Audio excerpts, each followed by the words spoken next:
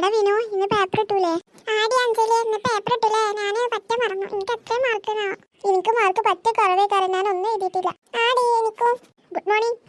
എടാ അജ ടീച്ചർ മോട്ടിക്കൊന്ന് നോക്കി നോക്കാം. എന്ത് ദേഷ്യം മുപ്പത്തേക്ക്. അതില്ലാതിരിക്കും ഒരു കെട്ട് പേപ്പറാ കയ്യില്. എന്താണല്ലോ നമ്മളെ എക്സാം പേപ്പർ അല്ലേ? ആ ഇന്റെ അറിഞ്ഞേ. അനക്ക് ടീച്ചർ കണ്ടിട്ട് പേടിയൊന്നുമില്ലേ? ഏയ് എനിക്ക് കുഴപ്പമൊന്നും ഉണ്ടാവില്ല. ഞാൻ പേപ്പറിൽ കുറെ ഇമോഷണൽ ഡയലോഗ് എഴുതി വെച്ചിട്ടുണ്ട്. ടീച്ചറെ വായിക്കുമ്പോൾ തന്നെ കറി. അപ്പൊ പിന്നെ എനിക്ക് ഫുൾ മാർക്ക് കിട്ടും. ഓ അങ്ങനെ. വിനു ഇങ്ങോട്ട് വരൂ. Yes teacher. ടീച്ചറെ മാർക്ക് എത്രയുണ്ട്? 50-49. ഒരു സ്പെല്ലിംഗ് മിസ്റ്റേക്ക് ഉണ്ടായിരുന്നു, അതിന് അര മാർക്ക് പോയത്. അയ്യോ ടീച്ചറെ, അര മാർക്കും കൂടി ഇട്ടേരോ? അല്ലെങ്കിൽ ഞാൻ വീട്ടിൽ പോയിട്ട് അങ്ങനെ അച്ഛൻ്റെ അമ്മൻ്റെ മാർക്ക് നോക്കും. എന്നെ വീട്ടിൽ നിന്ന് നാട് കടത്ത് ഫുൾ മാർക്ക് മേടിച്ചിട്ടില്ലെങ്കിൽ. അത് കുഴപ്പമില്ല വിനു, അടുത്ത എക്സാമിന് ഫുൾ മാർക്ക് മേടിച്ചാൽ മതി കേട്ടോ. അര മാർക്ക് ഇട്ടാട്ടെ ടീച്ചറെ. വിനു ടീച്ചർ പറഞ്ഞില്ലേ അടുത്ത എക്സാമിന് ഫുൾ മാർക്ക് മേടിച്ചാൽ മതിയെന്ന്. ഇനി അമ്മ ചൂടാവുകയാണെങ്കിൽ ടീച്ചർ വിളിച്ച് പറഞ്ഞോളൂ കേട്ടോ നമുക്ക്. ശരി. ഇവനൊക്കെ തള്ളിക്കൊല്ലാൻ പറ്റാത്തതുകൊണ്ട് അല്ലെങ്കിൽ എപ്പോഴോ പിന്നെ ഒന്ന് ജയിലിൽ പോകായിരുന്നു. എനിക്കൊരു 5 മാർക്ക് കിട്ടിയാൽ മതിയായിരുന്നു. എനിക്കൊരു അര മാർക്ക് പോയിനാണ് ഇത്ര അടങ്ങാറ്. സീറ്റ് പോയിരിക്കട്ടെ വിനു. അഞ്ജലി. Yes teacher. 50-45. ഇതാ പേപ്പർ. എന്തിനാ അഞ്ജലി കരയണേ? അത് ഓൾക്ക് ഫസ്റ്റ് റാങ്ക് പോയിന്റെ സങ്കട ടീച്ചറെ. നമുക്കൊക്കെ ഒരു 5 മാർക്ക് കിട്ടാനുണ്ട്. നമ്മളൊക്കെ സങ്കടം ഇവർക്ക് പറഞ്ഞാൽ മനസ്സിലാവോ? അവരൊക്കെ പഠിക്കണോലെ വനേ എന്റെ പോലെ തന്നെ. അടുത്തത് അബു. Yes teacher. നിനക്ക് 50 ഒരു 2 മാർക്ക്. ഈ 2 മാർക്ക് ഇപ്പൊ എവിടുന്ന് വന്നേ? ഞാൻ ഒന്നും എഴുതിയിട്ടില്ലല്ലോ. ഓ ഇപ്പൊ മനസ്സിലായി. ഐ ടീച്ചറെ, ആ ചോദ്യം ചോദിച്ച ആള് ഉത്തരം എഴുതാൻ ഞാൻ ഒരേ ബുദ്ധിയല്ലേ, ഒരേ ലെവല്. അതുകൊണ്ട് കിട്ടിയതാണ് എനിക്ക് 2 മാർക്ക്.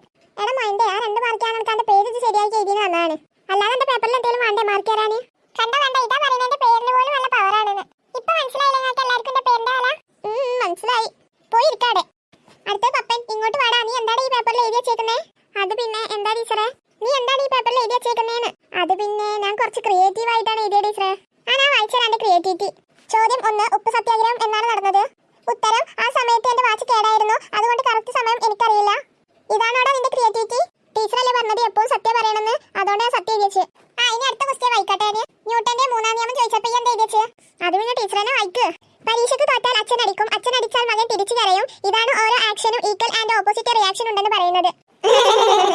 ആ ഉത്തരം എന്തായാലും കലക്കി. നിനക്ക് 0 മാർക്ക്. എല്ലാരും നാളെ അച്ഛനെ കൊണ്ട് പേപ്പറിൽ ഒപ്പിടിച്ച് തരണം, ഇല്ലെങ്കിൽ ക്ലാസ്സിൽ കയറ്റൂല. ടീച്ചറെ, എന്റെ അച്ഛൻ നാട്ടിലില്ല. പകരമായി എന്റെ പേപ്പറിൽ വിനു ഒപ്പിട്ടാ മതിയോ?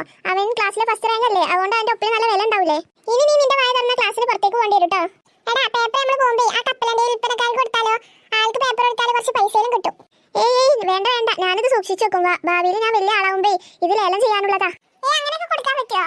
പിന്നല്ല, അനക്കറിയോ മെസ്സിയൊക്കെ ഉണ്ടല്ലോ, സ്കൂളിൽ പഠിച്ച കാലത്ത് 0-1-2 മാർക്കിലൊക്കെ അല്ലേ, അതൊക്കെ പാളി ലേലം വിളിച്ചിട്ടേ ലക്ഷങ്ങളാണ് മേടിച്ചത്. പിന്നെ ഒരു കാര്യം അനക്കറിയോ, മെസ്സി ഇപ്പം അടുത്തൊരു 13 മേടിച്ചിട്ടോ, 13 ഐഫോൺ മേടിച്ച്. അത് ആള് ആ കടയിൽ കൊണ്ടുപോയി വെച്ചിട്ട് വേറെ 17 Pro Max മേടിച്ച്.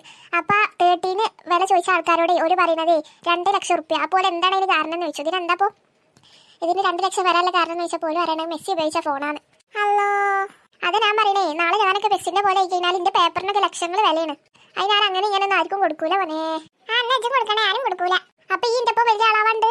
പിന്നല്ല, ഞാനും ഉണ്ട് എന്റെ ഒപ്പം. നമുക്ക് മെസ്സിന്റെ പോലെ പൊട്ടത്തരൊന്നും കാട്ടണ്ട കേട്ടോ. നമുക്കൊരു 10 ലക്ഷം തരാം. പിന്നെ അല്ലാതെ അത്രേ ഉള്ളൂ.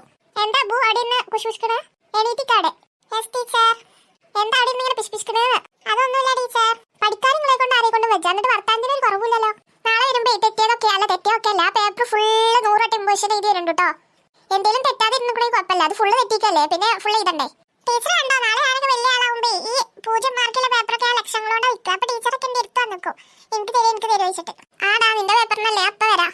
ടീച്ചർ, എനിക്ക് 1/2 മാർക്ക് കൂടി ഇട്ട് തരുമോ? എടാ വിനു, നിന്നോടല്ലടാ ഞാൻ പറഞ്ഞത് അടുത്ത എക്സാമിന് ഫുൾ മാർക്ക് മേടിച്ചാൽ മതി. ഇതിപ്പോ വല്ലാത്തൊരു കഷ്ടമായല്ലോ. ഇങ്ങനെ പോവാണെങ്കിൽ ഞാൻ എന്റെ 1 മാർക്കോട് കുറക്കൂട്ടോ. അയ്യോ അത് വേണ്ട, എന്നാ 1 മാർക്ക് തന്നെ പറഞ്ഞാൽ മതി. ഞാനിത് അപ്പുറത്തെ ക്ലാസ് കുട്ടികൾക്ക് കൊണ്ടേ കൊടുത്തിട്ട് ഇപ്പൊ വരും. അപ്പൊ ഇവിടെ ആരും ശബ്ദം ഉണ്ടാക്കരുത്, അപ്പുറത്തെ ഓഫീസ് റൂമാണ്, അങ്ങോട്ട് ശബ്ദം ഉണ്ടാക്കി കേൾക്കും.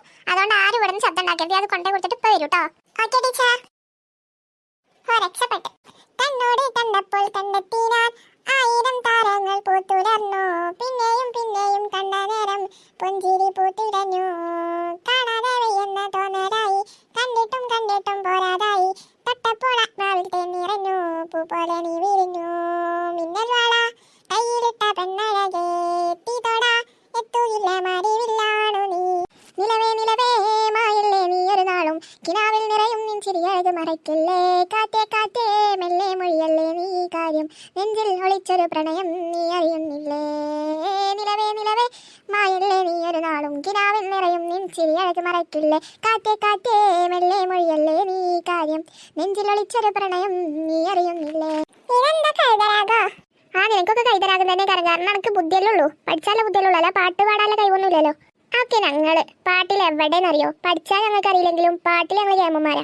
കുറെ ബുദ്ധി ഉണ്ടായിട്ടൊന്നും കാര്യമില്ല, കുറെ പാട്ട് പാടാനും ചിത്രം വരക്കാനും കഴിക്കണം, അല്ല ഇങ്ങനെ പഠിച്ച് അവസാനം ബുദ്ധിയില്ലാതാവാൻ വേണ്ടിട്ടാ. ഇപ്പൊ പഠിച്ചോലൊന്നും എവിടെ എത്തൂല, ഞങ്ങൾക്ക് വേണമെങ്കിൽ മോട്ടിവേഷൻ എടുത്തരാം. ഇപ്പൊ പഠിച്ചോലൊന്നും എവിടെ എത്തൂല. ഈ കുറച്ചൊക്കെ കഴിഞ്ഞ് നമ്മളൊരു പ്ലസ് ടു ഒക്കെ കഴിഞ്ഞിട്ട് നമ്മൾ ഇരുന്ന് പഠിച്ചാണെങ്കിൽ നമ്മൾ വലിയ നിലയ്ക്കത്തെ. ഞാൻ അതിനാണ്, ഞാനിപ്പോ ഒന്നും പഠിച്ചില്ല കേട്ടോ. പ്ലസ് ടു കഴിഞ്ഞിട്ട് ഞാൻ നല്ല പഠിപ്പേക്കാരം, എന്നിട്ട് ഞാൻ പിന്നെ എയറിലേക്കാരം. അങ്ങനെയൊക്കെ ഉണ്ടോ? എടാ സർക്കാർ ഓനക്ക് പറഞ്ഞു കൊടുക്കരുത്, പിന്നെ നമ്മളെ പ്ലാനൊക്കെ പൊളിയില്ലേ. ഓനെ ബുക്ക് പോയിട്ട് അവിടെ ഇരുന്നോട്ടെ, നമുക്ക് ബാക്കി കാര്യങ്ങളൊക്കെ നോക്കാം. അല്ല അങ്ങനെ പറഞ്ഞേരി എന്താണ്?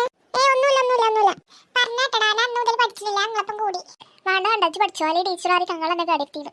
എടി ഈ പഠിച്ചിട്ടോണ്ട് എന്തെങ്കിലും കുഴപ്പമുണ്ടോ? നമ്മളെ പ്ലാൻ എന്തായാലും വർക്കായി. പഠിച്ചിട്ടോണ്ട് എന്തുണ്ടാവുക? ഓല് പറയാനേ കുറെ പഠിച്ചു കഴിഞ്ഞാൽ ബുദ്ധി പോകുന്നു. അത് ഓല് വെറുതെ തന്നെ കളിയാക്കാൻ പറയാൻ വേണേ. അന്ന് അതേ കറലേ. ആ നോക്കട്ടെ, എന്റെ പേപ്പർ നോക്കട്ടെ, എന്റെ മാർക്ക് എന്തിലാ പോയിന്ന്. ഇത് ഇപ്പോഴും എന്നെ ആലോചിച്ചിരിക്കുക. ഞാൻ എന്റെ പേപ്പർ ഒന്ന് നോക്കട്ടെ ആദ്യം. ഇന്ത്യയിലാണ് കുറെ മാർക്ക് പോയിക്കണം, ഇന്ത്യയിൽ അര മാർക്കല്ലേ പോയിട്ടുള്ളൂ. അല്ല എന്താ ഇവിടെ ചന്തേ? നിങ്ങൾ സൗണ്ട് ഓഫീസ് റൂമിൽ കേൾക്കാലോ.